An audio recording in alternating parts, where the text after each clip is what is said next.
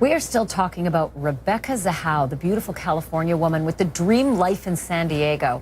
She lived in a gorgeous mansion with her millionaire boyfriend in Coronado, a place most people go to vacation, not where they go to die violently. It was her boyfriend's brother who was staying there at the mansion and called police early one summer morning after the two were home alone together. He said he had just discovered Rebecca's naked body, bound, gagged, and hanging from the second floor balcony. But in a bizarre twist, investigators called this a bizarre suicide and tried to show a demo just like this, that you can bind yourself and make this unusual sequence of events happen. But her family has never believed it. And now they are suing for wrongful death, saying it was that boyfriend's brother who murdered Rebecca, that it was revenge for allegedly Rebecca letting his nephew accidentally fall down over a banister to the floor just days earlier, and eventually that child died. Still with me, KFMB AM 760 reporter Miles Himmel, also joining me, certified death investigator Joseph Scott Morgan and defense attorney Brian Claypool. All right, all three of you are going to help me sleuth through this, and I don't know that we're going to come to any determinations on this program, but we'll try. I went to break showing this very strange picture of paint on the outside of the bedroom door, the same room outside of which poor Rebecca Zahau was found hanging. And the words say, "She saved him, can you save?" And one, they are meant to believe that Rebecca painted the door with those words in third person and then went about this unusual business of tying herself up, gagging herself, and somehow jumping her way to the edge of the balcony and hurling herself off. Joseph Scott Morgan, first to you. How often do women typically commit suicide naked like this, being found naked? Not with great frequency, and I don't know that there's any literature to back that up. In my experience working in New Orleans and Atlanta with the coroner and the medical examiner respectively, I've not seen it with great frequency. You know, it's not something that you come across regularly, although hanging is quite frequent relative to suicide, probably in the top two next to gunfire. Bizarre, very bizarre. So also bizarre, the statistics on the number of murderers who choose hanging as their method of death. Maybe you can speak to that, Joe.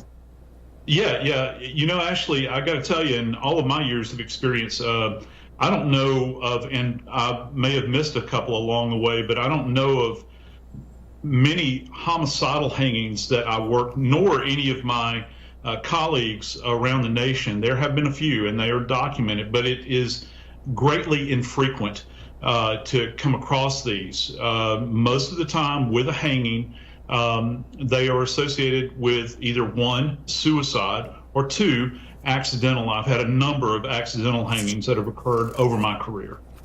So then one other question, Joe, and that is those words, "She saved him, can you save her?" And I think what's critical here is the timeline. The child went over a banister and was gravely injured while in her care.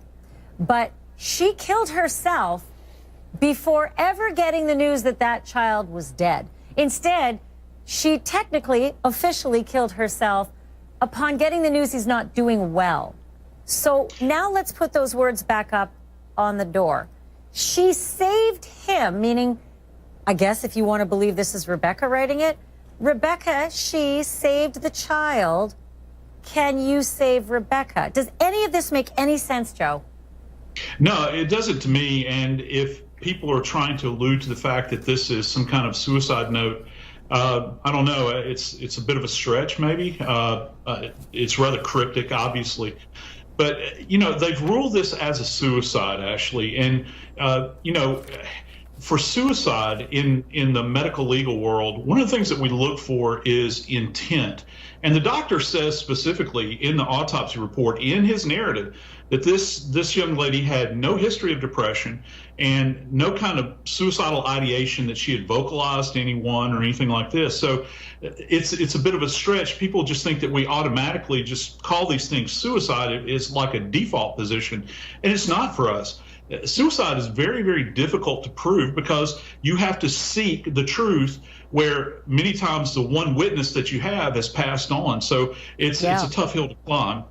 So let's just, to that, I want to talk about the fact that the family thinks that initially she may have been strangled and that this was no hanging. This was no hanging by her own hands, that she was actually strangled before she went over the railing. And to that end, what is so fascinating about this is that if the coroner's theory is correct and that she jumped with those toe prints and heel prints with her feet bound together and her hands bound together and hurled herself off the balcony, Joseph, she would have tightened that rope, and the force of the rope would have been so tight around her neck, something would have happened to the cartilage. And yet here's the attorney for the family saying that that's not what happened. Take a look. Crickways down at the Adams apple down here, and so the rope doesn't come in contact there. There's no marks on the body where the rope came in contact with that part of her, with sufficient force to break the cartilage. And so that was why Dr. Weck opines that she was initially strangled. So Dr. Cyril Weck has been brought in by the family, and Dr. Weck is well known, renowned in this field. He is no dummy, pardon the pun. No. And he thinks that because there wasn't this extraordinary trauma to the neck, as she would have fallen to her death and then eventually strangled, he thinks that she was strangled before she went over. But Joe, is there any other way to explain it? No, and let me tell you one curious thing about the autopsy report, Ashley, when reading through it. If folks at home will just feel in this area of their neck, in this area, there's a tiny little bone, and we describe it as a bird-like bone. It's referred to as the hyoid, and it is kind of bird-shaped. It's at the very end. Most of the time when this thing is fractured, we see this in as part of a consistency relative to manual strangulation. I have to think that that is why Dr. Weck is signaling that this is something other than suicide. Also, the thyroid cartilage up here is actually fractured in the left area as well. So that's something that normally you get in, say, like a case of throttling. It does occur, it does in fact occur in hanging with great force. So you kind of have to balance those two out. But most of the time, that fracturing of the hyoid is commonly associated with manual strangulation. So there's one other thing that the family attorney said that was extremely curious, and it's a little detail I never saw, I never knew about, but I think it makes a whackload of difference in this case, and it has to do with the blows to her head. Presumably she didn't beat herself up over the head and then throw herself off the balcony. Maybe as she was hanging, her head hit something up against the house. But there was another piece of information in this comment that stuck with me. Have a listen. Which at that point in time rendered her at least partially unconscious, and she was initially bound. We believe the tape residue on her legs is because she was initially bound with tape around her legs. Brian Claypool, as a defense attorney, doesn't that just scream, what? There was tape residue around her legs and still no charges for Adam Shacknai? Yeah, Ashley, this looks and smells like a murder, but, in a court of law, the jury's got to come back and it's got to taste like a murder to them to get a judgment in this case. And in effect, the defendant in this case is not really Adam Shacknai. It's the San Diego County Coroner's Office. It's the San Diego Sheriff's Department for not bringing charges. And I've got to tell you, even though you've got a lot of theories that sound plausible in a court of law, Keith Greer's got some good points. I've hired Cyril Weck before, great coroner. At the end of the day, Ashley, you're going to have a coroner that deemed this a suicide, and he wasn't prosecuted.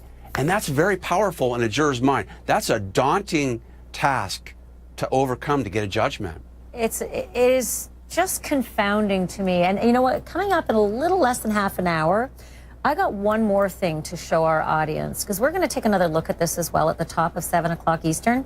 And that is the path that the child, who's apparently at the heart of all of this, the child who went over the railing and apparently tried to catch a chandelier on the way down and did not make it, hit the ground, ultimately dying. That is supposed to be the motive for this young woman's suicide, that in her care the child was able to do this. Well, there's a couple of hitches to that as well. You're going to see the demo in a moment, and you're going to hear the argument as to why that may not make any sense either. My thanks to my guests, Miles Himmel, Joseph Scott Morgan, and Brian Claypool, all three of you. We are still talking about that Florida woman who is suing local police officers there for injuries that make even the squeamish wince a little. They're injuries that look more like domestic violence or like the kind of treatment from which law enforcement protects you. Not the kind of treatment they give you, but Jessica Mooney says this was her punishment for asking to see an officer's badge number and for just reaching over to brush the hair away from it. This after she says they unlawfully arrested her thinking she hadn't paid her bill at a restaurant. And coincidentally, all of this happening just 8 days after Jessica testified against a cop. A cop, she says, she saw slap a homeless man at a bus station. The officer was charged with battery. The officer was found not guilty. And then we got those pictures. So you got to wonder, what is going on in Fort Lauderdale anyway? Jessica Mooney's attorney, Scott Hecker, joins me now from Fort Lauderdale. Also still with me is Miami New Times staff reporter Jerry Ionelli, and defense attorney Brian Claypool is with me as well. So Scott Hecker, I want to go to you. You have seen the video inside the police. Was Jessica Mooney threatening those police officers so much so that she got a beating like this? Well, yeah, I had seen the video. We had made a request under Florida Statute 119, and then they classified it as a security video. The reason is going to back up just a little bit to answer the question. When she was brought over to the detention facility, the officer had called in, the Fort Lauderdale officer, that he had a violent defendant, which requires them to clear the Sally Port area, and she was met by 6 Florida deputies that brought her into the booking area. When you see the video, it's a stationary camera that shoots the booking area where people are fingerprinted. And you don't see a lot. You see the officers moving around. There's not any sound. And you see Jessica's hand go up to the officer's hair, and then you see everybody move in. And then Jessica just disappears down to the ground at that point. And you see the officer in question come around the back, and it appears like she's attempting to make a kick or something, but she falls. And you don't really see Jessica being beaten. It's underneath where the camera is. So I'm having a little bit of difficulty hearing you. I think our connection is bad, Scott. But from what I gather from all our pre-reporting on this is that you spoke to the Broward County State Attorney, and that state attorney led you to believe that attorney believes that it was retaliatory, what those police did, that this was not warranted, this kind of a beating against Jessica Mooney. I want to bring in Brian Claypool if I can. Brian, even if, say, Jessica reached over and tried to brush away the hair off of the badge number when she says she asked the female officer, can I have your name, can I have your badge number, and that the officer said no, so she tried to brush the long hair away. Is that bad? I mean, are you literally not allowed to come anywhere close to touching an officer? Well, Ashley, it's not a good idea. She shouldn't have touched the officer, and the officer could react reasonably by detaining her, possibly handcuffing her. The measuring stick is, did Jessica objectively, it's an objective standard, did she objectively pose a risk of harm to the police officer and officers such that she warrants getting beaten up like in the pictures that you're showing? And clearly the answer to that question is no. And what's ironic here is you showed a tape a few minutes ago of the Fort Lauderdale officer, I believe it was, slapping a homeless man. He wasn't convicted of a crime, yet Jessica allegedly touched the hair of a police officer, and she gets beaten to a pulp. It's a bit crazy. It's a bit crazy, and also I think in this era of transparency, we should be seeing these videotapes. I don't think people should say, yeah, sorry, for the good of everybody, we're not going to release that tape. I think it's nuts. I think it's terrible that they didn't give her treatment for 2 days either, that she wasn't allowed to leave the jail for 2 days to get treatment. I got to leave it there. Brian, thank you. Stick around. I have more questions for you in the 7 o'clock hour. My thanks as well to Scott Hecker and Jerry Ionelli. You have probably heard that old expression, no shirt, no shoes, no